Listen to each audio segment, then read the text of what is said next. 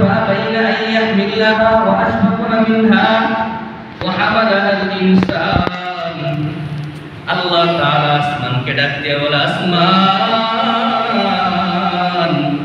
আমার কালামকে তুমি বহন করো।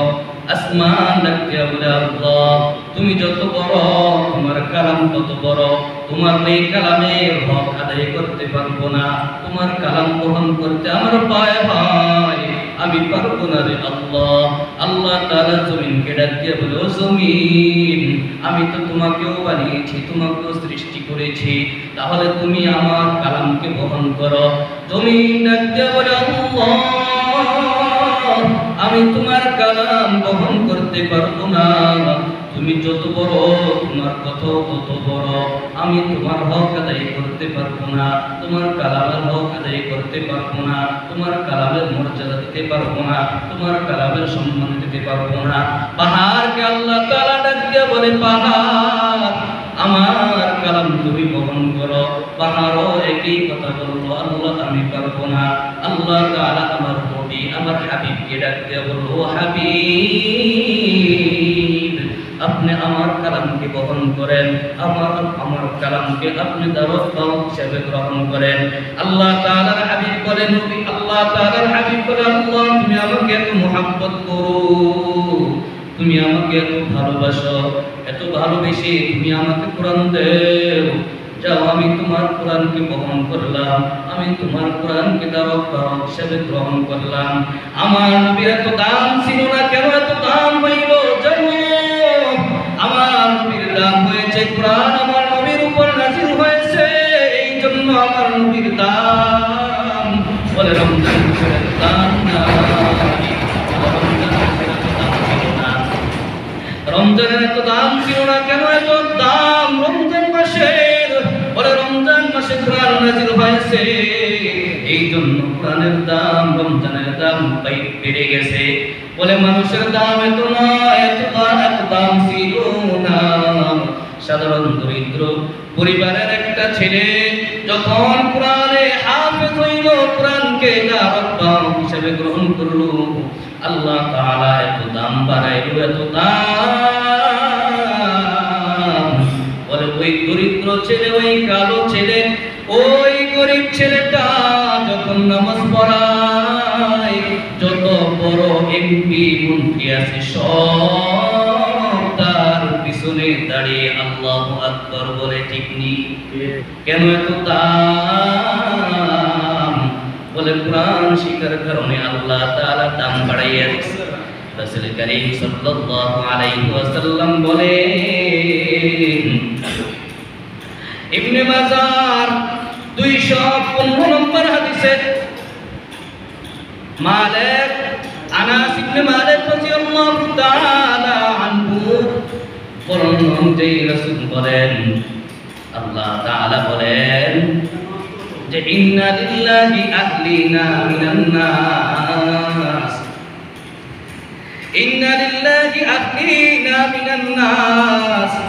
আল্লাহ তাআলা বলে মানুষের মধ্যে অনেক মানুষ রয়েছে যারা আমার পরিজন, যারা আমার পরিবার, যারা আমার আহার। ওই দুনিয়ার মানুষের মধ্যে দুনিয়ার সাধারণ এমপি মন্ত্রী হইলে তাদের খাস লোক থাকে, তাদের পরিবার পরিজন থাকে, তাদের এরকম ভাবে আপন ঘনিষ্ঠ লোক থাকে। আমার আল্লাহ তাআলা বলে দুনিয়াতে এমন কিছু লোক রয়েছে, দুনিয়াতে এমন কিছু লোক রয়েছে যারা আমার আপন লোক, যারা আমার খাস লোক। সাহাবায়ে কেরাম ডাক দিয়া বললেন, ক্বালু ইয়া রাসূলুল্লাহ মান হুম? সাহাবায়ে কেরাম নবীকে ডাক দিয়া বললেন, ও নবী দুনিয়ার মধ্যে আবার কে এমন আছে যারা আল্লাহ তাআলার খাস লোক, যারা আল্লাহ তাআলার এরকম ভাবে পরিবার পরিজন, যারা আল্লাহ তাআলার পরিজন, যারা আল্লাহ তাআলার আহার। আমার আপনার নবী ডাক দিয়া বলে, হুম আহলুল কুরআন, হুম আহলুল্লাহি ওয়া খাসাতুহু। আল্লাহ তাআলা বলেন, আল্লাহ তাআলার হাবিব ডাক দিয়া করে বলেন, ও সাহাবারা, তোমরা জানো না দুনিয়ার মধ্যে যারা সব সময় কোরআন তেলাওয়াত করে, দুনিয়ার মধ্যে যারা সর্বদাই কোরআন নিয়ে ব্যস্ত থাকে,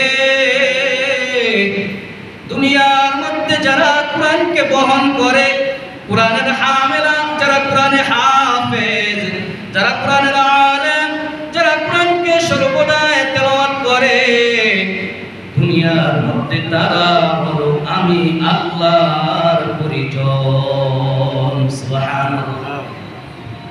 আল্লাহ তাআলা যদি আমার পরিবার পরিজন হয়ে যায়, আল্লাহ তাআলা যদি খাস লোক আমি হয়ে যাই, আল্লাহ তাআলা যদি ঘোষণা দেয় তাদের খাস লোক আমি, তার খাস লোক আমি, তাহলে পৃথিবীতে আর কিছু প্রয়োজন নাই, আর কিছু দরকার লাগে না। ঠিক নেই?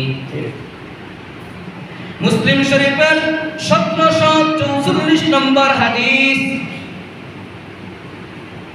এক সাহাবা বলে, আমি এক রাতে কোরআন তেলাওয়াত করতেছি, কোরআন পড়তেছি,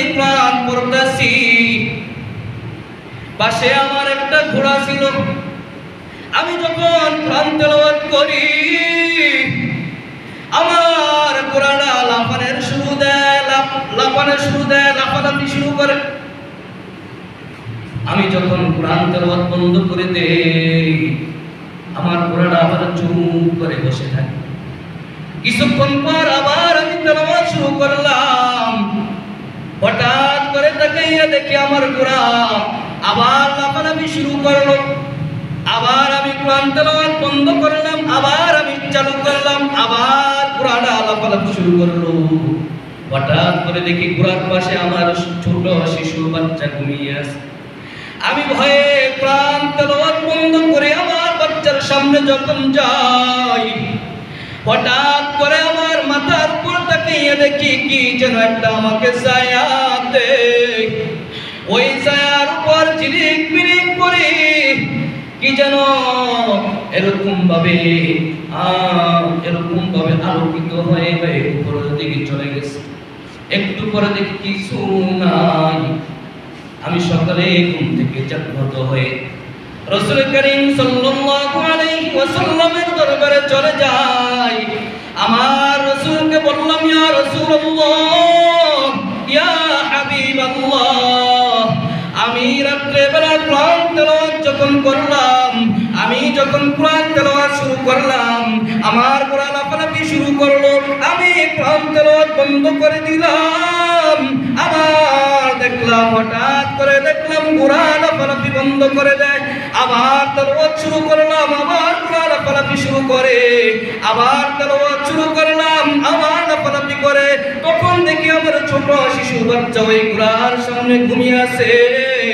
আমি ভয়ে আশঙ্ক ছিলাম আমার ঘোড়া কি আমার শিশু বাচ্চার উপর পড়ে গেল কিনা।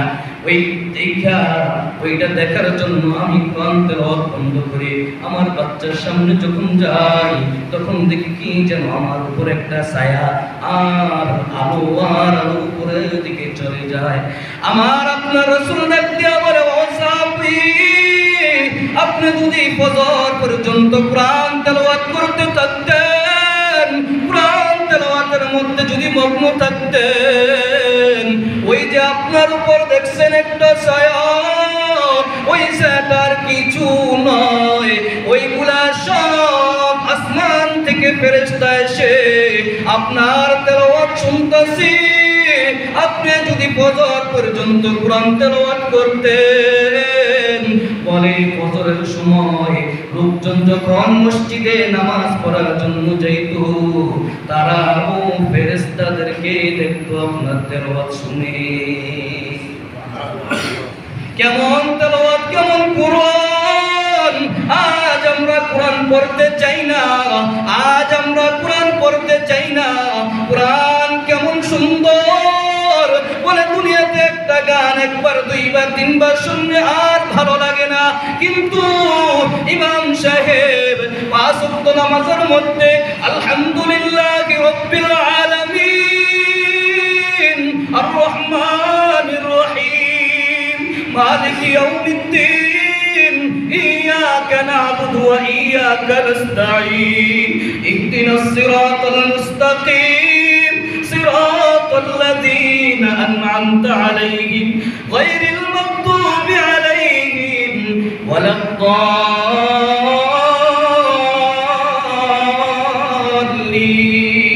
বলে ইমাম সাহেব 5 ওয়াক্ত নামাজ পড়ে যার কণ্ঠ যত সুন্দর তত শুনতেই মজা লাগে কেউ বলে না কেউ বলে না ইমাম সাহেব হুজুর নামাজের মধ্যে সূরা ফাতিহা পড়েন না সবাই বলে একটু ভালো করে পড়েন আমাদের থেকে শুনতে মজা লাগে ঠিক ঠিক